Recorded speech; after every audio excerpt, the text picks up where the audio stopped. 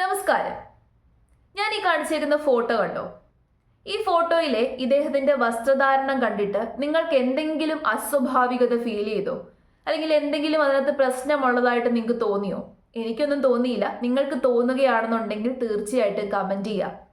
അപ്പൊ ഇത് അറേബ്യൻ കൺട്രീസിലുള്ള ആൾക്കാർ ധരിക്കുന്ന രീതിയിലുള്ള ഒരു തലപ്പാവാണ് അദ്ദേഹം ധരിച്ചേക്കുന്നത്.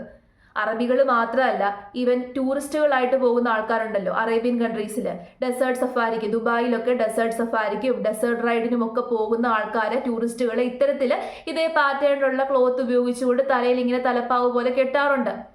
നമ്മൾ നിരവധി ഫോട്ടോസും വീഡിയോസും ഒക്കെ അതിന്റെ കണ്ടിട്ടുള്ളതാണ്. ഈവൻ സിനിമകളിൽ പോലും ഇത്തരത്തിൽ അപ്പിയർ ആയിട്ടുണ്ട്. അപ്പം ഈ വസ്ത്രം കണ്ടിട്ട് ചില ആൾക്കാർക്ക് കുരുപൊട്ടി.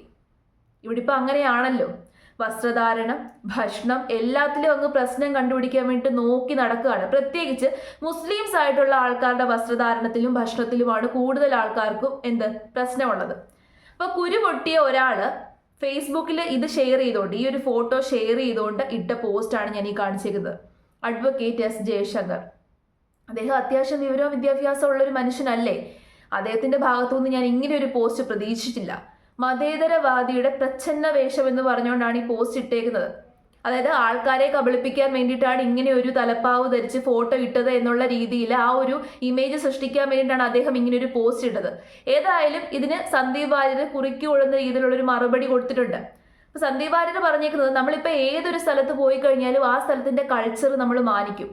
അവിടുത്തെ വസ്ത്രധാരണം ആയിക്കോട്ടെ, അതൊക്കെ നമ്മളൊന്ന് ട്രൈ ചെയ്ത് നോക്കും. ഈവൻ നമ്മളിപ്പോൾ കാശ്മീരിലോട്ടൊക്കെ ടൂർ പോവുകയാണെന്നുണ്ടെങ്കിൽ അവിടുത്തെ എത്നിക് ആയിട്ടുള്ള കമ്മ്യൂണിറ്റിയുടെ ഡ്രസ്സൊക്കെ നമ്മൾ ധരിച്ചു നോക്കിയിട്ട് അതിൻ്റെ ഫോട്ടോ ഒക്കെ എടുക്കാറുണ്ട്.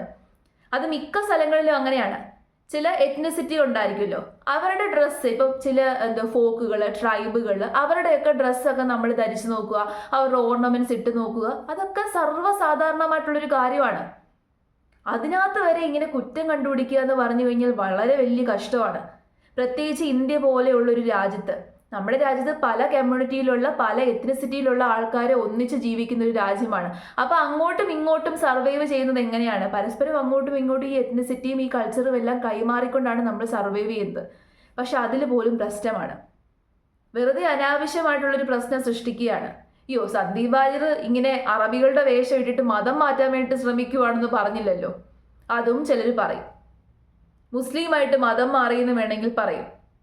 മുസ്ലിമായിട്ട് മതം മാറി, സ്വയം മതം മാറി മറ്റുള്ളവരെ മതം മാറ്റാൻ വേണ്ടി നോക്കിക്കുവാണ് എന്ന് വരെ പറഞ്ഞുണ്ടാക്കും. അത്തരത്തിലുള്ള ആൾക്കാരാണ് നമ്മുടെ നാട്ടിലുള്ളത്. മുസ്ലിങ്ങളെല്ലാം അങ്ങ് മതം മാറ്റാൻ വേണ്ടി നടക്കുവാണല്ലോ. നമ്മുടെ നാട്ടിൽ ആരെയൊക്കെ കണ്ടാലും അവരെ പിടിച്ച് മതം മാറ്റുക എന്നുള്ള ലക്ഷ്യത്തോടു കൂടിയിട്ടാണ് മുസ്ലിങ്ങൾ പ്രവർത്തിക്കുന്നത്. അതുകൂടാതെ മുസ്ലിം ഹൗസ് ഹോൾഡിലെല്ലാം ഇഷ്ടംപോലെ പോപ്പുലേഷൻ ഉണ്ടാവുന്നുണ്ട്.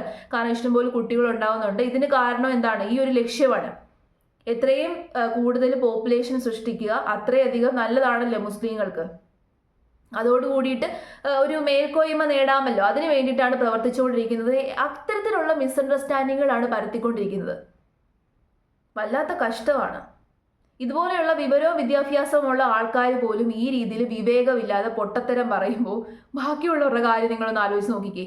ഈ നോർത്ത് ഇന്ത്യൻ സൈഡിലൊക്കെ ഓരോരോ പരിപാടികൾ കാണിക്കുന്നത് നമ്മൾ കാണുന്നില്ലേ? എന്തുകൊണ്ടാണ്? അവർക്ക് എഡ്യൂക്കേഷൻ ഇല്ലെന്ന് പറയാം, പക്ഷേ എഡ്യൂക്കേഷൻ ഉള്ളവരും ഇതേ രീതിയിലാണ് കാണിക്കുന്നത്.